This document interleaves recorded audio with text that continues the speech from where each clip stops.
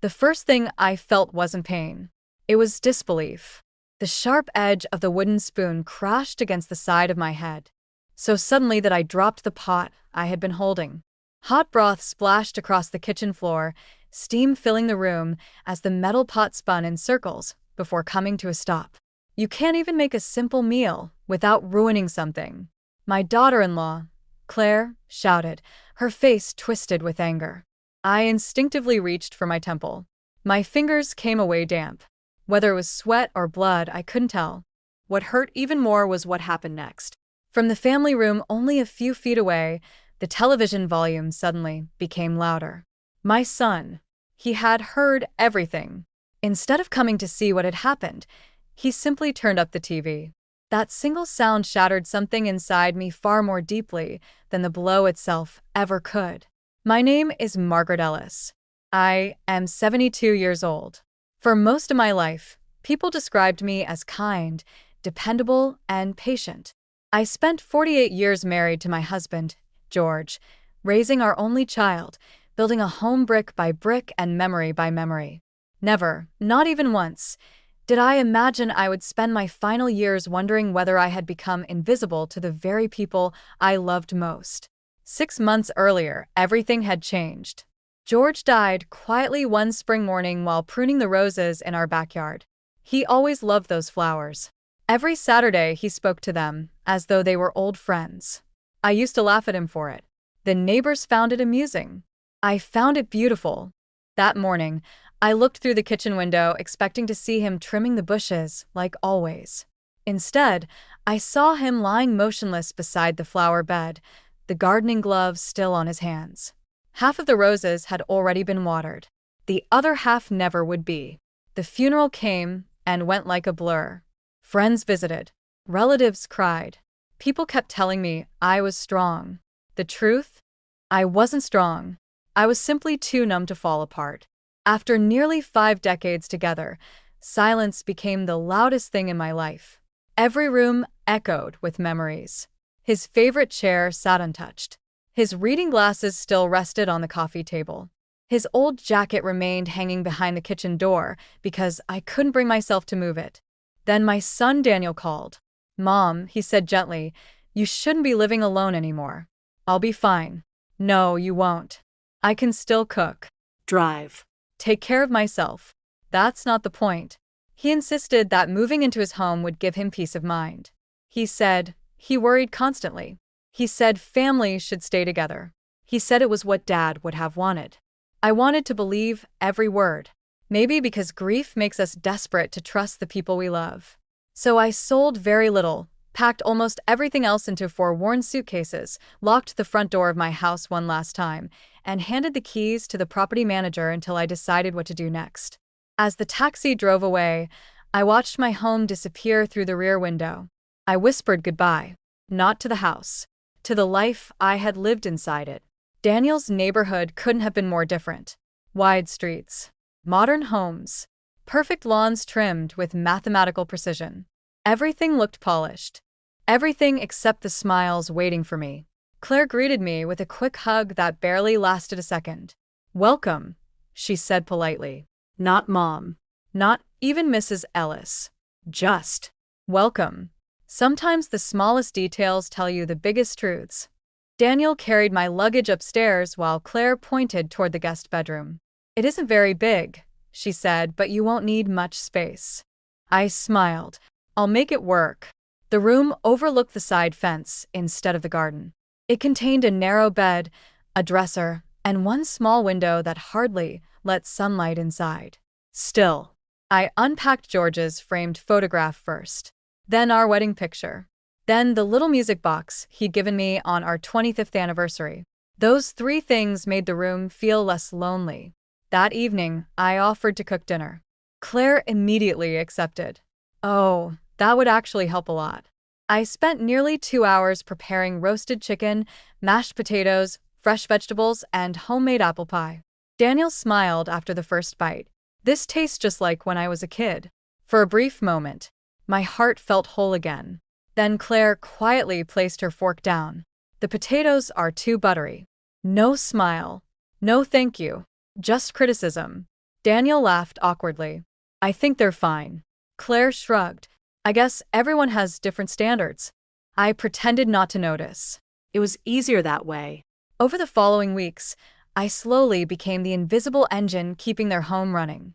I woke before sunrise, prepared breakfast, packed lunches, washed clothes, folded laundry, vacuumed, watered plants, cleaned bathrooms, Cooked dinner. washed dishes. By bedtime, my knees ached so badly, I sometimes cried after closing my bedroom door. Yet, every morning, I started again. Because mothers don't stop being mothers simply because their children grow older. Or, at least. That's what I believed. Until the day I realized I had stopped being family, and had quietly become unpaid help. But I still had no idea that something far worse was waiting just around the corner. And when it finally happened, It wouldn't only change my life. it would reveal a secret my late husband had hidden for years, one powerful enough to turn everything upside down. The first few weeks passed quietly enough that I convinced myself things would get better. Every family has an adjustment period, I reminded myself. Claire had a demanding job. Daniel was constantly under pressure, at work. Maybe they were simply overwhelmed. So I kept doing what I had always done. I gave more of myself. Every morning I woke before 6. Coffee was ready before anyone came downstairs. Breakfast was waiting. The laundry was washed before noon. Dinner simmered on the stove every evening. I tried to make their lives easier in every possible way. But somehow, No matter how much I did, it was never enough. One Tuesday morning, Claire walked into the kitchen, picked up her coffee mug, took a single sip, and frowned. This tastes watered down. I'm sorry, I replied softly. I'll make you another cup. She placed the mug on the counter a little harder than necessary. Why should I have to ask? Haven't you been making coffee for 50 years? Daniel looked up from his phone for barely a second before returning to his emails. He said nothing. Not a single word. I swallowed the embarrassment and brewed another pot. That became our routine. If dinner was good, there was silence. If something wasn't perfect, I heard about it immediately. The towels weren't folded correctly. The floor wasn't shiny enough. The vegetables were overcooked. The dishwasher had been loaded the wrong way. Even the way I arranged flowers in the dining room became something to criticize. You have old-fashioned taste, Claire would mutter. I smiled each time, hoping kindness would eventually soften her heart. Instead, it seemed to encourage her. The more patient I became, the harsher she grew. One afternoon, I accidentally left a clean glass on the kitchen island. Claire picked it up as if it were evidence of a crime. Seriously? I'm sorry. I forgot. You forget everything. She rolled her eyes dramatically. I honestly don't understand how you've survived this long. Daniel was sitting less than 10 feet away. He heard every word. Without looking up, he simply said, "Let's not argue." Not Claire. That's enough. Now don't speak to my mother like that. Just, let's not argue. As though we were equally responsible. That night, I lay awake staring at the ceiling. For the first time in my life, I questioned whether I had failed as a mother. Where had I gone wrong? How had the little boy who used to hold my hand crossing the street become a man who couldn't even defend me? I didn't have an answer. The following Saturday was Daniel's birthday. I wanted to surprise him. When he was little, his favorite meal had always been homemade vegetable soup with fresh bread. He used to call it Mom's magic soup. So while they were out shopping, I spent the afternoon preparing everything from scratch. Fresh herbs, slow-cooked vegetables, homemade stock. The smell filled the entire house. For the first time in months, I smiled while cooking. Maybe this dinner would remind Daniel of happier days. Maybe we'd laugh together again. Maybe. I heard the front door open. Claire walked into the kitchen carrying shopping bags. She lifted the lid off the pot. What is this? Daniel's favorite soup. She stared into the pot for several long seconds. Then she laughed. Not because it was funny, because she wanted me to feel small. This looks disgusting. I followed the same recipe I've made for years. Exactly. She turned toward me. Maybe recipes from 50 years ago belong in museums. I tried to stay calm. If you'd rather have something else, I can. You can stop pretending you're helping. Her voice echoed through the kitchen. You've turned this house upside down. I've only been trying. No. She stepped closer. You've been getting in the way. The room suddenly felt much smaller. I could hear the television playing in the family room. Daniel was home. He had to be hearing every word.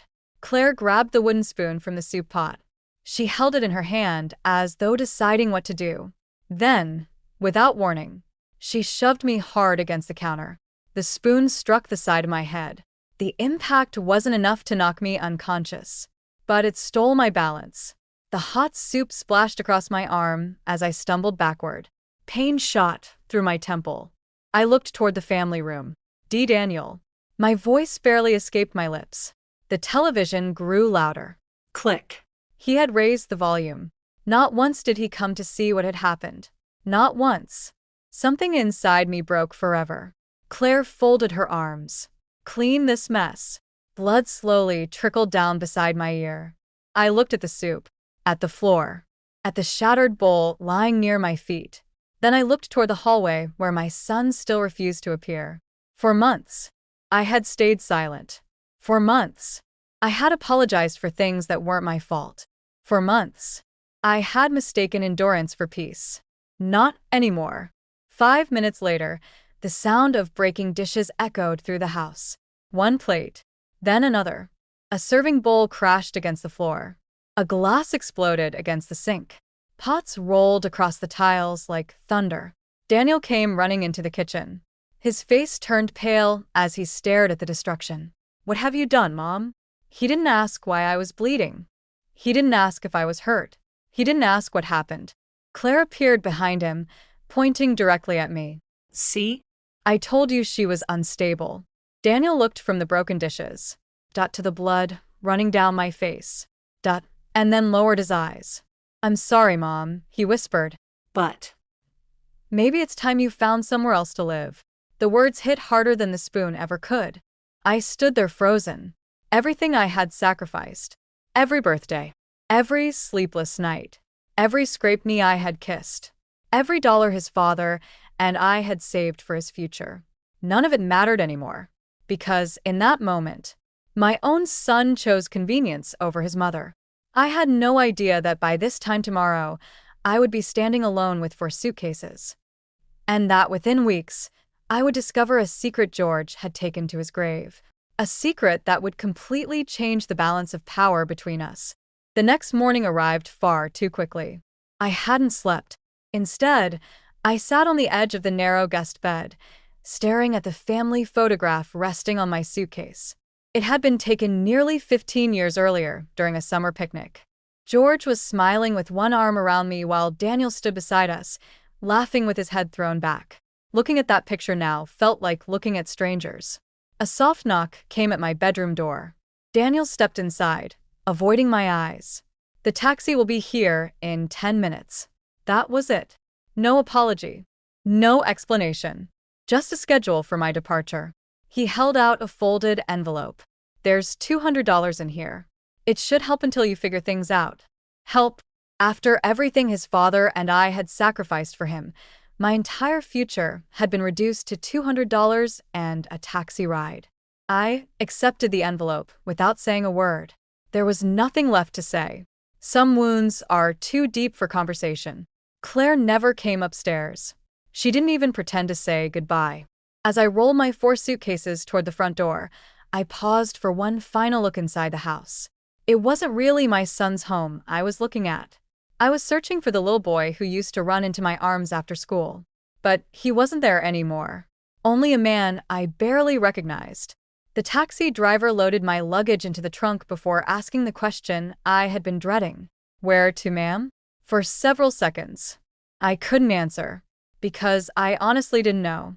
Finally, I whispered, "Take me somewhere inexpensive." He nodded without asking another question. An hour later, I found myself standing outside a weathered roadside motel on the edge of town. The faded neon sign flickered, even though it was daylight. The room smelled faintly of bleach and old carpet. The mattress sagged in the middle. The bathroom faucet leaked constantly. Still, it was the only place I had. After paying for 6 nights, I counted the money left in the envelope. $23.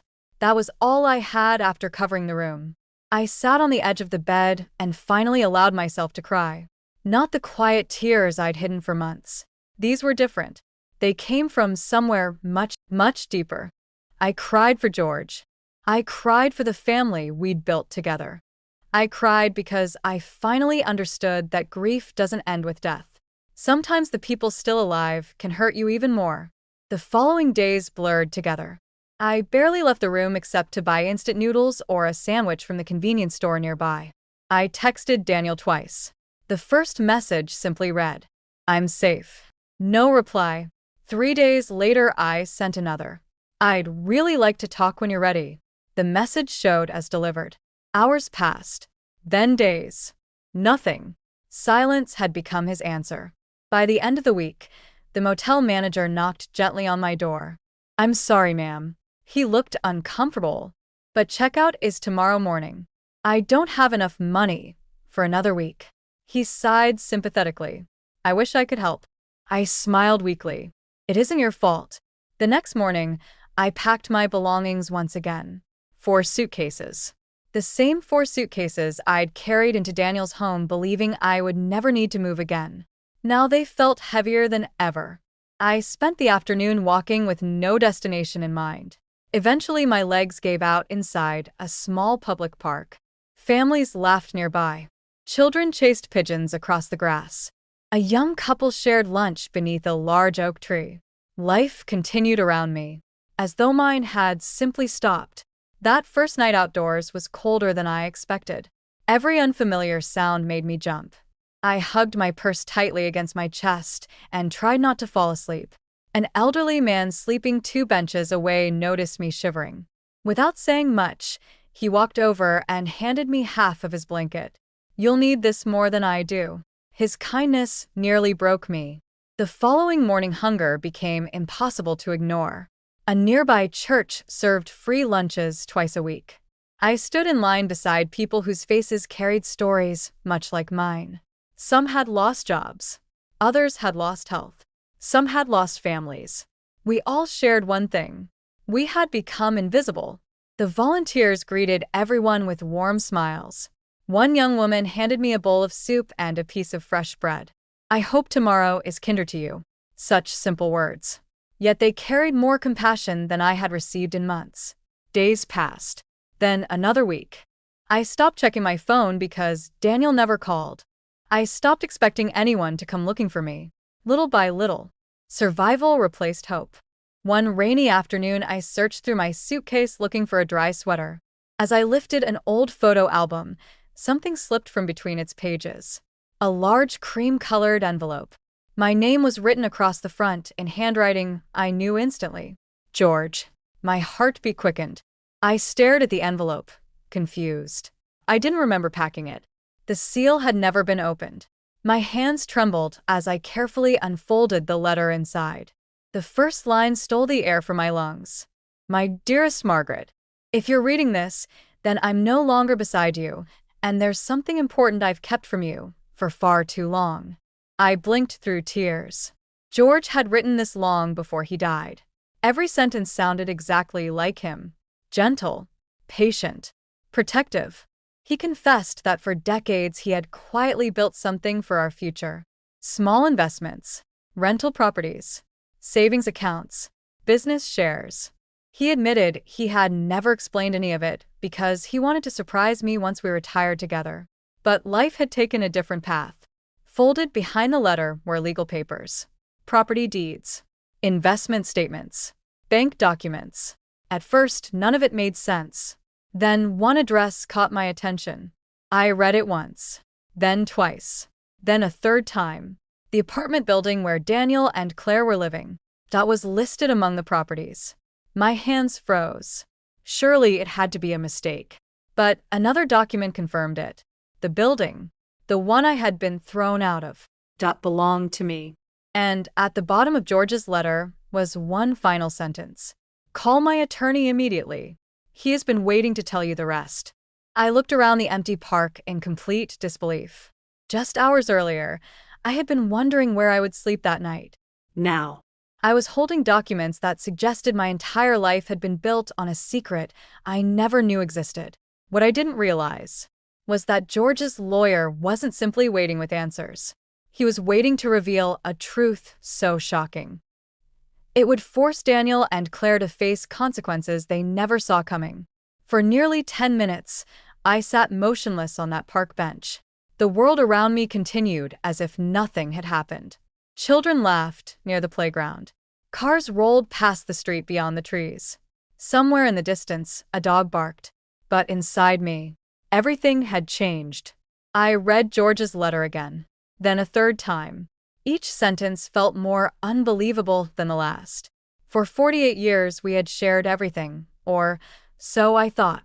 Yet the man I loved had quietly spent decades building a safety net for the day he feared he might no longer be there to protect me.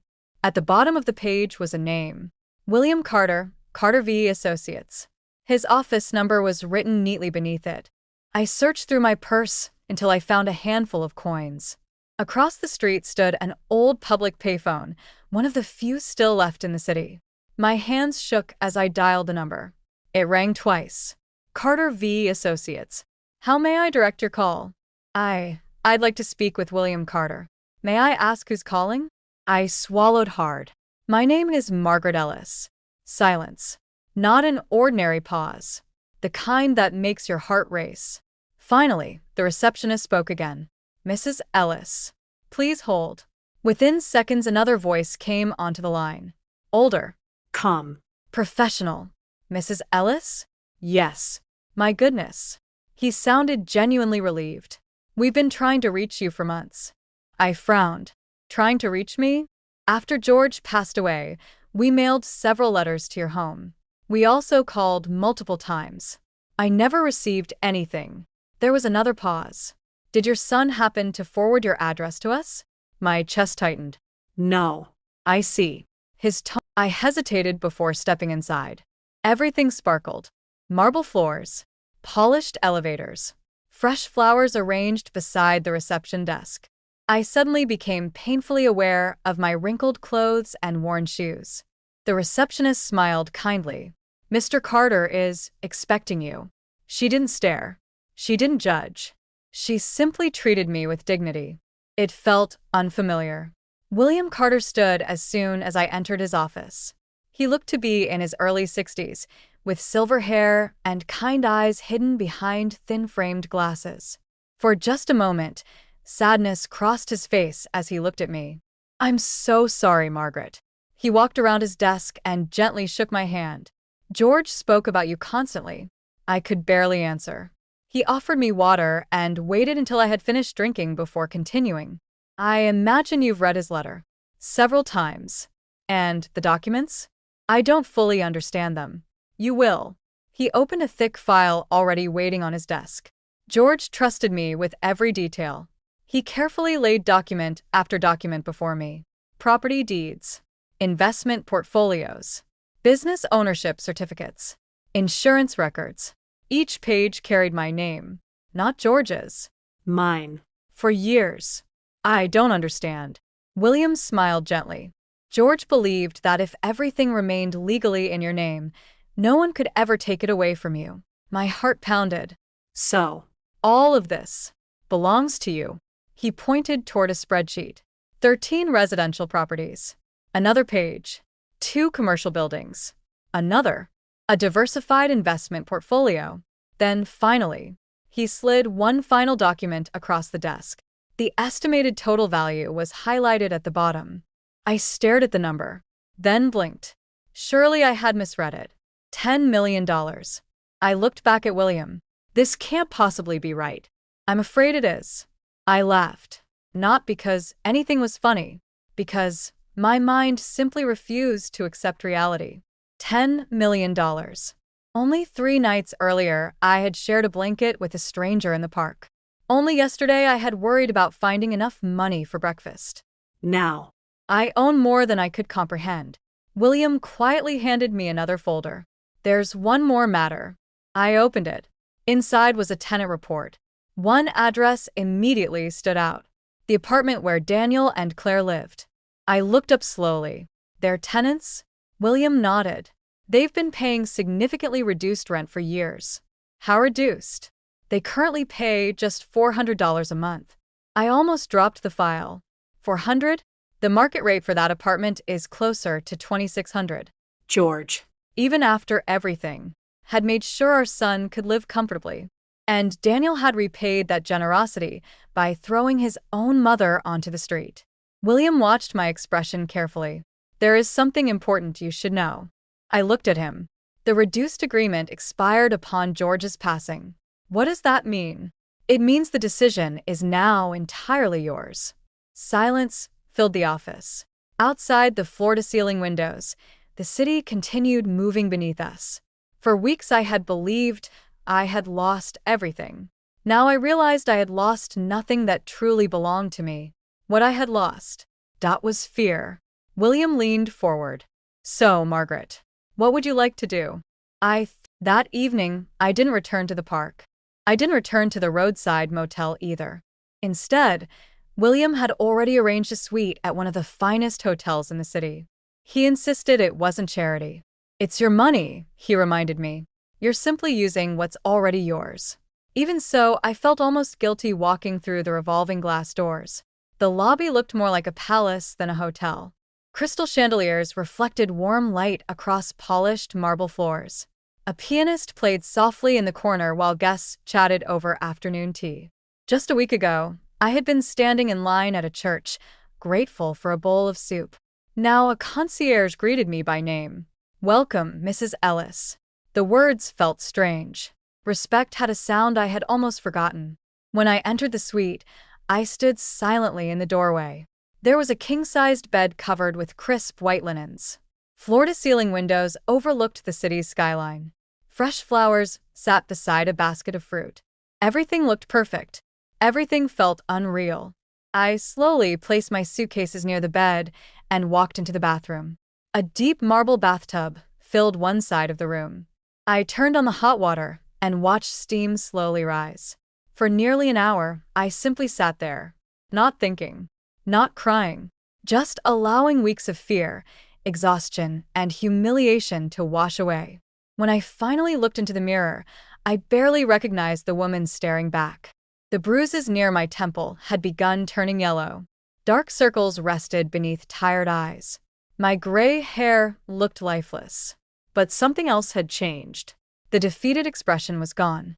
The next morning, William arrived with a detailed schedule. We have a busy day. I've never been very busy outside of raising a family. He smiled. Today, you'll begin learning how to manage an empire. The word made me laugh. Empire? You'd be surprised.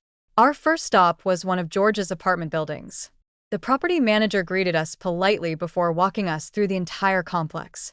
As tenants passed by, they smiled warmly. Children played in the courtyard. Flowers lined the sidewalks.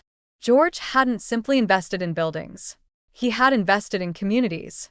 I listened carefully as the manager explained maintenance costs, rental agreements, insurance policies, and operating expenses. Everything seemed overwhelming. William noticed my expression. You don't have to learn everything today. I want to. Why? Because I spent most of my life depending on other people to handle important things. I looked at the stack of reports in my hands. I don't want to make that mistake again. He nodded proudly. George always believed you'd say that. Over the following 2 weeks, my days became completely different. Instead of cleaning kitchens, I studied financial statements. Instead of folding laundry, I reviewed property inspections. Instead of apologizing for taking up space, I attended meetings where people actually listened when I spoke. Every evening I read books about investing, property management, and personal finance. I highlighted pages, took notes, asked questions. Sometimes I became frustrated, sometimes embarrassed. But every single day, I learned something new. William often joked that I was his most determined student. One afternoon, he looked across the conference table and smiled. You know, what? Most people inherit wealth, I suppose. You inherited responsibility. The distinction stayed with me. I wasn't interested in expensive jewelry, luxury cars, designer handbags. None of those things mattered. What mattered? Dot was making wise decisions. One Friday afternoon, William placed several folders on the desk. The rental reviews are complete. I opened the first file. Every discounted lease George had quietly approved over the years had been listed. Some belonged to elderly couples struggling financially. Others belonged to veterans. A few belonged to families facing medical hardship. I closed the folder gently. These stay. William looked pleasantly surprised. You want to keep the discounts? They need them. He smiled. I thought you might say that. Then he slid another folder toward me. Apartment 4B. Daniel Ellis. Current rent, $400. Market rent, $2,600. My chest tightened.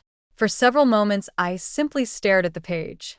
George had never intended to punish our son. He had wanted to help him build a stable future. Instead, Daniel had mistaken generosity for entitlement. William spoke carefully. What would you like to do? I answered without hesitation. Raise it to market value. No exceptions? No exceptions. He wrote several notes. The increase is completely legal. They'll receive proper notice. I nodded. Make sure every document is handled professionally. Of course. And William? Yes? I don't want them to know I'm the owner. He leaned back thoughtfully. That's easy enough. How? We'll create a holding company to own the properties publicly. I considered it. What should we call it? He smiled. That's entirely your choice. For the first time in months. I smiled without forcing it. Ellis Property Group. William nodded approvingly. A fitting name. Over the next few days, more changes followed. I visited a hair salon for the first time in years. The stylist trimmed away several inches of damaged hair before giving it soft layers. Nothing dramatic, just elegant. A boutique consultant helped me choose clothes that actually fit instead of hiding behind oversized sweaters. Navy blazers, cream blouses, comfortable tailored trousers, simple pearl earrings. Nothing extravagant, just confidence stitched into fabric. As I looked at my reflection afterward, I realized something important. I wasn't becoming someone new. I was uncovering the woman life had buried beneath decades of sacrifice. Late one afternoon, William called. The notices have been delivered. I looked up from my notebook. How did they react? Most tenants accepted the adjustments. And Daniel? William paused. He has called the office 6 times today. I slowly closed my notebook. What does he want? He insists there must be some mistake. A strange calm settled over me. No. There isn't. He wants to speak directly with the owner. I walked toward the hotel window, overlooking the city. Outside, people hurried through their ordinary lives, unaware that mine had completely transformed. Tell him the owner prefers all communication through legal representation. William chuckled softly. I thought you'd say that. As the call ended, I stood there quietly, not celebrating, not smiling. Justice had never been about making Daniel suffer. It was about allowing him to experience the same accountability every other adult faced. For the first time in his life, no one would rescue him. No one would quietly erase the consequences of his decisions. And while Daniel spent the night desperately trying to discover who had taken away the privileges he believed would last forever, he never imagined that the mysterious owner behind every decision was the same mother he had abandoned with $200 and nowhere to go. What he still didn't know was that losing his discounted apartment would soon become the smallest problem he and Claire would have to face.